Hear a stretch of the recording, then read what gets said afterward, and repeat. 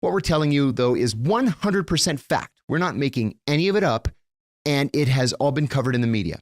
Sure, maybe we don't present it in the most sympathetic of ways, but it's all true. I guarantee it. So buckle up. We're ready to go. As I've mentioned in our previous episodes, when I was first recruited into the CIA in 1990, I was assigned to an analytic office that did long-distance psychological evaluations of foreign leaders. What made those leaders tick? What should we expect from them in, say, trade negotiations? What should we expect of them in times of war and peace? Well, we can apply those same skills when we look at other similar cohorts. There isn't a ton of difference between leaders of countries, leaders of companies, or leaders of militaries, for example. And when literally every one of our 435 members of the House of Representatives and 100 members of the Senate believe that they should be president of the United States, well, their psychological pathologies are easy enough to discern too. There are a lot of books out there, available online, available in bookstores, that talk about the psychological makeup of CIA officers, politicians, and business leaders. Interestingly, there are striking similarities. Much of the analysis of the typical CIA officer, politician, or business leader says the same thing that New Mexico State University professor Peter Johansson said in his paper entitled "Who is James Bond?", which found that successful intelligence officers have what he called a specific triumvirate of personality traits: the stratospheric self-esteem of narcissism, the fearlessness, ruthlessness, impulsivity, and thrill-seeking of psychopathy, and the deceitfulness and exploitativeness of Machiavellianism, unquote. That, in my own personal view, is a little harsh. An actual psychopath or sociopath, according to Dutton, seeks reward at any cost, flouting consequence and elbowing risk aside. That's not really what our friends at the agency, on Capitol Hill, or on Wall Street necessarily do, but they are all ridiculous risk takers. One of the ways in which that manifests itself is adultery. We used to have a joke at the CIA that when you went into a conference room for a meeting, that you should never touch the table because you didn't know who was having sex on it the night before.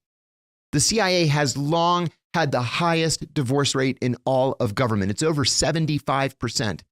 I worked for a deputy director for operations who had been married 3 times, and all 3 of his wives had been his secretary before he married them. I remember once, near the end of my career, my boss had recommended me for a major promotion. It was a nice gesture, but I knew that I wasn't going to get it, even though I had just returned from a highly successful operational tour in Pakistan as the chief of counterterrorism operations there. Why didn't I think I'd get promoted? Because I was up against a headquarters-based officer who was banging the head of the promotions committee. Sure enough, he got promoted, and I didn't. Even my boss was outraged. Thank God that he was senior enough to give me a promotion with the stroke of his pen a few weeks later. But so much for performance-based promotions. Early one morning, when I was serving in Pakistan, I was on the phone with my then girlfriend, who later became my wife. She was a senior CIA officer, and I like to start off each early day with a phone call home just to hear her voice and to ask her how her day had been. At the time, Washington was like 11 hours behind Islamabad. At that same time, I had 5 old men working for me. All 5 of them had been the chief of Near Eastern operations at one time or another, and one of them had been the associate deputy director of the CIA. They came back as contractors after the 9/11 attacks because they were patriots. Well, one of them overheard me whisper, "I love you," on the phone when I was getting ready to hang up. And then when I hung up, he asked me, "So, are there wedding bells in the near future?" I said that I wasn't sure because I had just gotten divorced from my first wife, and I said, I don't want to be a 2-time loser. He got mad, and he said, "Loser?" He yelled into the next room, "Hey, Jim, how many times have you been married?" Jim shouted back, "I have 4.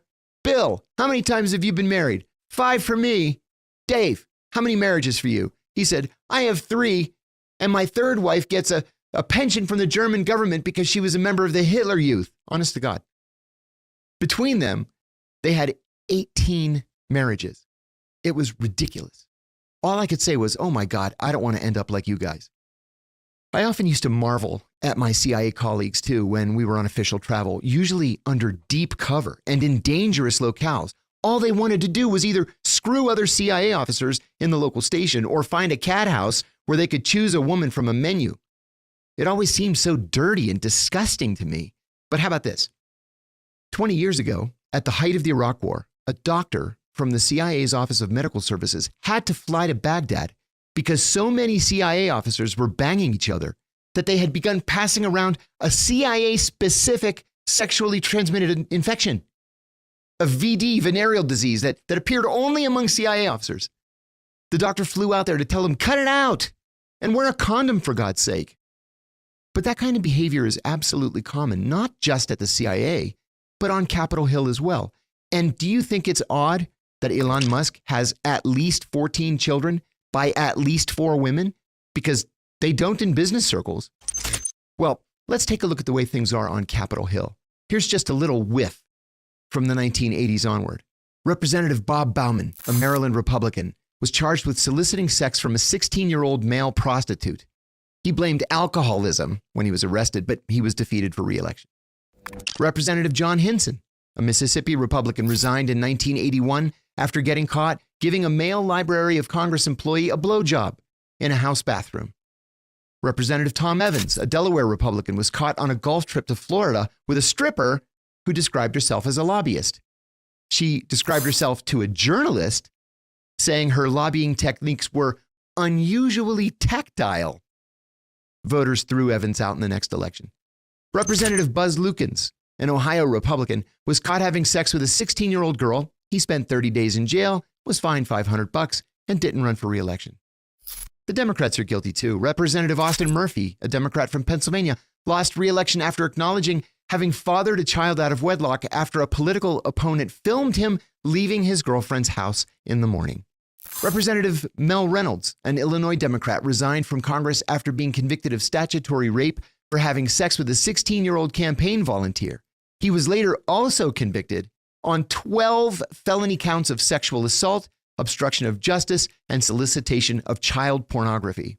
Republican House Speaker Newt Gingrich cheated on his first wife with his second wife, cheated on his second wife with his third wife, and incidentally, he asked his second wife for a divorce just as she was coming out of surgery for breast cancer.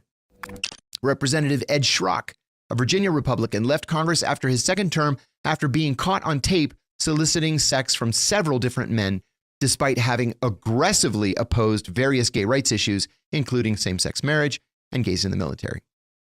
Representative Anthony Weiner, a New York Democrat, admitted to sending sexually explicit pictures of himself to women over Twitter. None of the women had requested pictures. Weiner ended up going to prison for 21 months for sexting a 15-year-old girl. It would be too much of a cheap shot to make fun of the man's name being Weiner and having to go to prison for something like this. So I won't make that joke. Dennis Hastert, the longest-serving Republican Speaker of the House in American history, pleaded guilty in 2015 to something called bank structuring. That is when you structure withdrawals so that they don't come to the attention of the IRS. So if you want to take money out at the $10,000 mark, the bank has to tell the IRS, they fill out a form. So Hastert repeatedly withdrew $9,900. An alert bank teller said, I think he's trying to hide something. This may be money laundering. So the bank reported him anyway. And in the investigation that followed, authorities found that Hastert had been paying off underage boys whom he had sexually assaulted. This next one's a classic. Senator Pete Domenici, a New Mexico Republican, fathered a son out of wedlock while married. It turned out that the child's mother was the daughter of prominent Republican Senator Paul Laxalt. So things must have been pretty darn uncomfortable on the floor of the Senate after that one. Let's look at a current congressman about whom allegations of sexual impropriety have been rumored, but nothing proven. Does he fit the standard that the CIA has determined for somebody who might engage in this type of behavior? Representative Dan Crenshaw is seen by many as a genuine American hero. The Texas Republican was a longtime Navy SEAL who saw combat in both Iraq and Afghanistan. He served elsewhere around the world, and he lost an eye even, thanks to an improvised explosive device. His wife, who was his high school sweetheart, stuck by him. She nursed him back to health. She campaigned next to him. She supported him at every step of the way. So why then would he text a journalist saying, "What are you wearing?" in the middle of the night, followed by, "I want to f*** you"? What's the psychology behind somebody like this? Is it that Crenshaw is so personally weak that he can't control himself like a normal human being? Or is it that Crenshaw's personality type is that he's that consummate risk taker, that he needs constant excitement and adrenaline in his life? Is it that perhaps he has sociopathic tendencies? Or maybe he is a sociopath, which doesn't permit his mind to experience regret or remorse. Let's be honest, most of this boils down to good old-fashioned narcissism. Today is my day. It's for me. Maybe tomorrow will be your day. Or maybe it'll be the dog's day, but definitely not today, because today is all about me. Except with narcissists, every single day is their day. Your birthday? It's still about them. Your mother's funeral? Somehow that's about them. A hostage situation? Guess what? They are emotionally the hostage. So can you show a little empathy? When it comes to cheating, it's not just about sex. Please, that would be so straightforward. No, for the truly gifted cheater, it's about the drama, the excitement, the high stakes, the rush of doing something thrilling and forbidden while pretending to be a loyal spouse who just can't make it home in time for dinner. Again, I'm not a psychologist, but I'm also not a moron. I worked with CIA officers who could lie with a straight face under polygraph conditions. When I worked on Capitol Hill, where the lying is more transparent, but somehow more shameless, and you know what I saw in both places? A startling number of people who treated adultery like it was just another networking opportunity. You cheat too? Wow, so do I. We should grab drinks and compare mistresses. Adultery isn't a fluke. It's not, a one-time thing. It's a neon sign blinking, warning, emotionally damaged person ahead. People who cheat repeatedly are often trying to patch a psychological pothole with duct tape made of flattery, sex, and whatever self-esteem they can extract from a 3-day affair with someone who thinks CIA stands for cute, intoxicating, and available. And you'd think dysfunctional people would repel each other like magnets, but they don't. Dysfunction is actually kind of a kink. Two broken people can find each other across a crowded room like pheromone-based Tinder. And when they do, they don't fall in love. They fall into validation. It's not about the connection. It's about the conquest. They want to feel powerful. They want to feel wanted, even if it's by someone that they wouldn't let house sit their fish. Let's talk brass tacks here. CIA officers and politicians are basically the same breed. They love secrets. They can't manage a normal relationship to save their lives.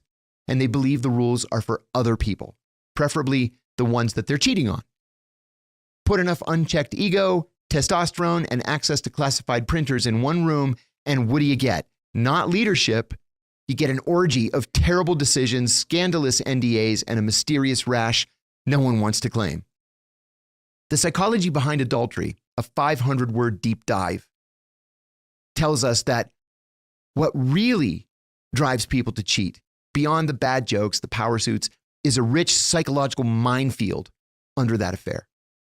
At the heart of it is narcissism, the deep belief that one's needs, wants, and impulses must be met immediately, regardless of the cost. Narcissists often feel entitled to excitement, admiration, and sexual attention, and they'll seek it wherever it's most immediately gratifying. Partners become mirrors. Once the reflection gets boring, they go looking for a shinier mirror. Then there's attachment theory. People with anxious or avoidant attachment styles, often shaped by childhood trauma or emotional neglect, can struggle to maintain intimacy without also feeling suffocated, unworthy, or vulnerable. I challenged a friend of mine who cheated on his first wife with his second, on his second wife with at least a dozen women, and on his third wife before finally divorcing her and marrying his fourth. And I said to him, because I loved him, what kind of f***ed up childhood did you have? Cheating becomes a way to feel close to someone without the vulnerability that true intimacy demands. It's connection light, without the emotional calories. Add in a dash of low impulse control, and you've got a recipe for disaster, especially in high-stress, high-power environments like intelligence agencies, or political office, or big Wall Street banks, or Fortune 500 companies, where temptation is constant and accountability is mostly optional. When somebody already believes the rules don't apply to them, cheating becomes not just possible, it becomes practically logical. But there's also a quieter psychological driver, validation seeking. Many chronic cheaters aren't confident. They're actually very insecure. They tend to be overachievers. They don't feel loved or admired enough, even when their partners bend over backward. Affairs become like a hit of dopamine, a high that temporarily silences self-doubt and affirms, yes, I'm still desirable. Unfortunately, like all addiction-fueled highs, the crash is inevitable. And that's why cheaters cheat, and they continue to cheat. There's also the idea of self-sabotage. People sometimes cheat not because they're unhappy in their relationship, but because they're terrified of being happy. If they've grown up believing that love will always be taken away, they may subconsciously blow up a good thing just to avoid feeling out of control. Better to cheat and choose the ending than wait for happiness to disappear. And let's not forget power dynamics. Cheating can feel like a reclamation of power, especially for people who feel controlled, ignored, or emasculated. In affairs, they're suddenly the center of attention. They call the shots, but it's a mirage. The power they think they're gaining is actually a symptom of deeper disempowerment. In the end, adultery is rarely about the sex. It starts about the sex, but in the end, it's about ego, fear, control, and unmet emotional needs dressed up in hotel bathrobes and secret text messages. And the more a person denies these truths, the more likely they are to keep cheating, not because they're evil, but because they're unwell and unwilling to look inward. That's also one of the reasons why the children of cheaters frequently become cheaters. And hey, if you've ever wondered why some people cheat, even when they have everything, remember, a hollow person will keep looking for fulfillment no matter how shiny their life looks from the outside. So next time you hear someone say, "It just happened," know that what they really meant was, "I haven't unpacked my emotional baggage since 1998, and now it's leaking all over my relationships." Well, welcome to the real deep state. Getting back to daily life in the CIA has a very specific, very insular culture. Want to play softball? Great, there's a CIA softball league. Want to be part of a quilting circle? No problem, you can join the CIA quilting club. Play tennis? Guess what? We have a CIA tennis league. Are you LGBTQIA plus ABCDE? No problem, we've got one of those clubs too at the CIA. They meet in the cafeteria every month. Anything you want to do in life, you can do it with all of your CIA friends. And that's because everybody's cleared. And so you can talk about classified information. That is also why the CIA actively supports and endorses CIA romances. When you're sitting there hooked up to a polygraph machine and the polygrapher asks you, "Have you revealed classified information to your spouse?" And your spouse is, as my first wife was, a ballet teacher. I had to say no, which was true. I never had, but my heart was beating. It was racing because I thought, oh my God, have I said anything classified? I might have. I don't remember. But if you're married to somebody from the CIA, you could talk about work 24 hours a day. Not a problem. They won't even ask the question. They'll say, "Are you married?" "Yeah, my wife is in the CIA." Well, I have a friend at the CIA who was married to another CIA officer. And the wife got into a position where she traveled constantly, leaving the husband to take care of the kids and the household. But that's okay, because that's the nature of the job. Sometimes I would travel for 6, 8, 9 months at a time. And sometimes you will have only a 1 day, 2 days notice before you have to run out to Dulles Airport and get on a plane to God knows where. So the wife started traveling and traveling and traveling. And the husband realized something wasn't right. For example, they used to call each other every day just to say hello, "Hope you have a good day, miss you." And they would always close the conversations with, "Bye, mwah." Well, first the kisses stopped, and then the calls stopped. And then the travel became even more onerous, where it was dozens of major international trips a year. Well, he finally went to see one of the psychiatrists that we have at the CIA. The psychiatrist was a friend of ours, and the psychiatrist told him, "Buddy, you know she's cheating on you, right?" And he said, "Oh, come on, man, please don't say that." And he said, "Look, I'm telling you just as a professional, I'm telling you that these are all the signs of a cheater, everything that you're describing." Well, She was cheating. She had found a boyfriend, interestingly enough, in another country's intelligence service, which resulted in the end of the job for both of them. But she was cheating, not because she didn't love her husband, because she didn't love her kids, or the beautiful house that they had built and lived in together, not because she didn't enjoy her life, but because she was a narcissist, and it was thrilling, and she was middle-aged, and she felt wanted and needed again. She felt attractive again, and she could call the shots. Now, deep down, she knew that this wasn't going to turn into anything. So the goal was, have fun now, because remember, today was about her, not about you, not about the husband. Today was about her. Maybe tomorrow will be about you. Maybe not. Maybe that'll be about her too. But she thought, I'll have fun until I'm not having fun anymore. And then I'll just go back to my husband and pretend that nothing happened. But she got caught.